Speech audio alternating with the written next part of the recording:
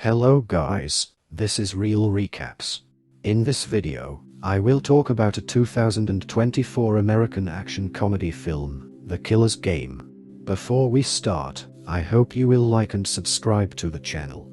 At a Budapest opera house, Hitman Joe blends in with the crowd, posing as an ordinary audience member while closely watching his target and the bodyguards surrounding him. Once the show begins, Joe discreetly moves upstairs. A few minutes later, a bodyguard spots a shoe behind a curtain and goes to investigate, falling into a trap set by Joe, who swiftly kills him with a knife and conceals the body behind the curtain. Joe then maneuvers through the corridor, shoots another bodyguard, and locates his target on the balcony. The man tries to bribe Joe by offering triple his current payment, but Joe refuses and kills him with a headshot. He warns the man's date to stay quiet. She flees in terror. For a brief moment, Joe's eyes meet those of Maze, the opera's star performer on stage, before he decides to leave. As Joe exits, he suddenly feels dizzy and experiences a headache. Downstairs, another bodyguard notices the fleeing woman and, failing to reach his boss, rushes upstairs. He finds the bodies, but security mistakes him for the assailant and tries to detain him. The bodyguard fires back, killing one officer, while another hides to call for backup. When the officer confronts him, the bodyguard ambushes and shoots him, then jumps off the balcony into the middle of the stage, causing a panic as the audience and dancers scramble to escape. Amid the chaos, Maze is pushed down by the stampeding crowd, dropping her phone and injuring her hand and feet. Joe notices her plight, picks her up along with her phone, and helps her outside. After setting her down, his headache returns, prompting him to vanish while she's distracted. Back home, Joe realizes he still has Maze's phone. He takes medication and drinks heavily before bed. The next day, he visits a doctor who runs tests, suggesting Joe may have long-term brain trauma.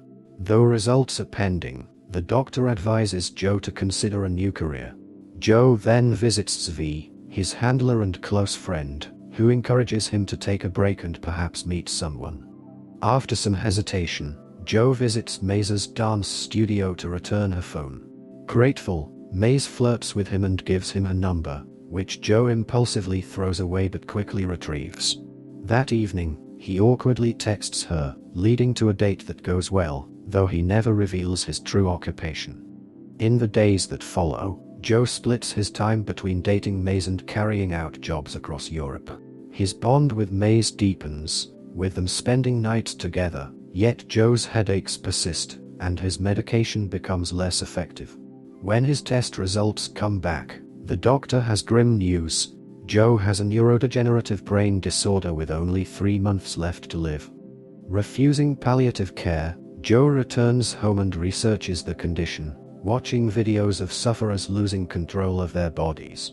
Overwhelmed, he contemplates self-delete but thinks of Maze, leading him to empty his safe, dispose of his weapons in the river, and decide to ensure Maze's financial security. Joe asks Zvi to put a contract on him, hoping Maze can benefit from life insurance. Zvi refuses, unwilling to betray his friend. Joe then contacts Antoinette, a former assassin with a grudge against him for killing her mentor, her father. Pleased, she agrees to set the contract, scheduled to start at midnight. Antoinette contacts several hitmen, including Lovedahl, who declines initially, and Goyang's gang in Prague, who accept. She also sends the contract to the Lagos brothers, known for their brutal methods. That evening, Joe breaks up with Maze, sharing a last kiss with her as she leaves in tears. At home, he begins recording a message for Maze explaining everything, intending to send it posthumously. However, he accidentally sends it immediately. While she listens, Joe receives a call from his doctor, who reveals that Joe's test results were mixed up. He's healthy and not dying. Joe quickly prepares a trap as midnight approaches. Goyang's gang arrives and bypasses a laser trap. Joe, hidden, tries to cancel the contract, but Goyang refuses, citing professional code.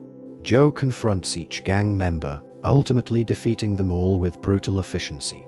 He spares Goyang only to finish him with his own knife and blows up his apartment, killing the last gang member and destroying Goyang's car outside.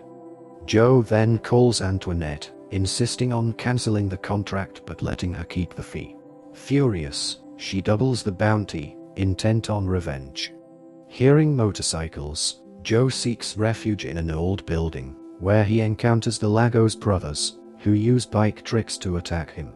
After struggling to fend them off, Joe finds a pipe, using it to kill one brother and then disabling the other's bike to escape on it. Meanwhile, Antoinette escalates the mission, sending it to Europe's top assassins. Now, with double the reward, Lovedahl and the Mackenzie brothers in Scotland finally accept the assignment, preparing to track down Joe. In a grimy club in England, the party girls pose as dancers but are actually there to eliminate the patrons using weapons hidden in their tiny outfits. One client tries to fight back, but the skilled girls quickly overpower him. Meanwhile, in Spain, a criminal group is preparing drugs for sale when Botas bursts in, using dance moves and knife-laden boots to eliminate everyone with impressive agility. In the meantime, Joe visits Zvi, who treats his injuries with glue. Although Zvi is just a handler and doesn't have firearms, he offers Joe leftover explosives from a prior job.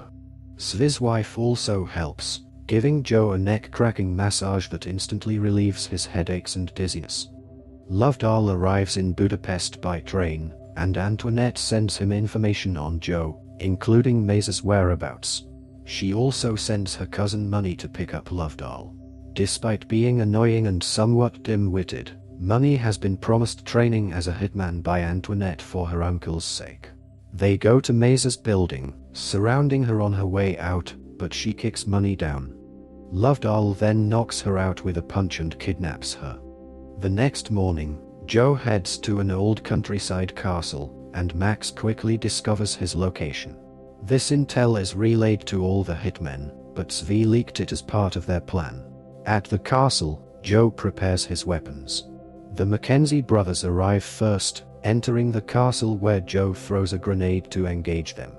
Initially, he manages well against one brother, but when they team up, they gain the upper hand, throwing him into a suit of armor. Joe grabs the armor's gauntlet, using it to deliver powerful blows. Despite this, the brothers' teamwork continues to overpower him. They start arguing, giving Joe a chance to activate a trap. He pulls a rope to drop a chandelier, trapping one brother and pushing him toward a deer head, impaling him. Joe then uses an antler to fatally stab the other brother.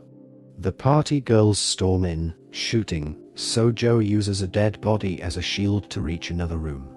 They throw a grenade, but Joe dodges and returns fire with the brother's gun.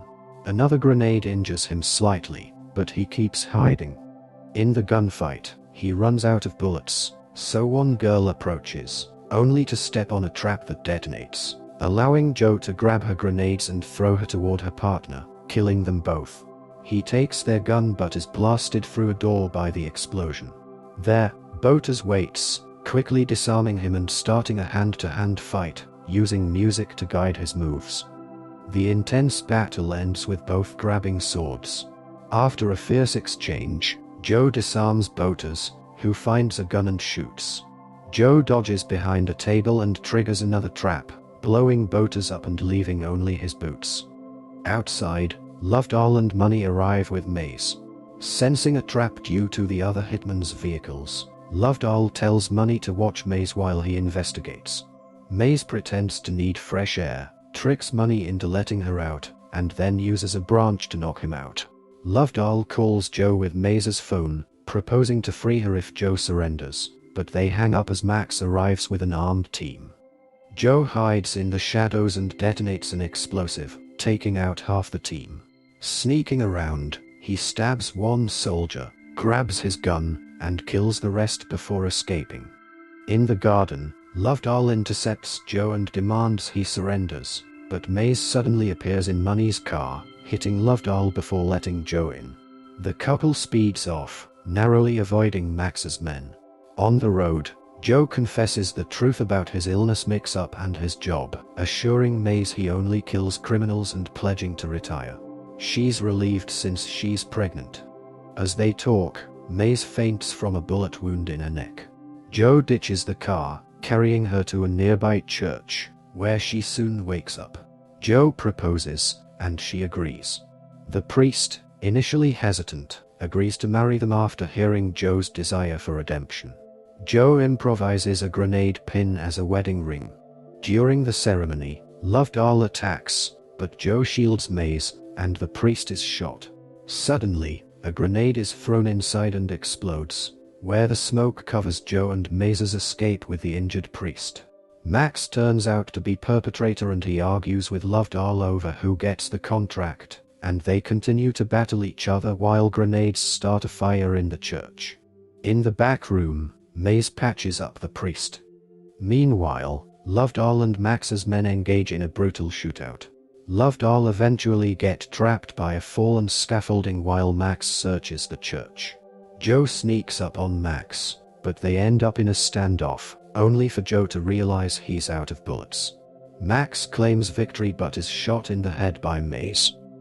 Meanwhile, Svi confronts Antoinette, accusing her of breaking the same rules her father did. He kills her as revenge. Later, Joe and Maze have a real wedding with friends and the recovered priest. Ready to retire, Joe reconsiders when Maze reminds him that raising a child is expensive, suggesting he might need a few more jobs. The end. Thanks for watching.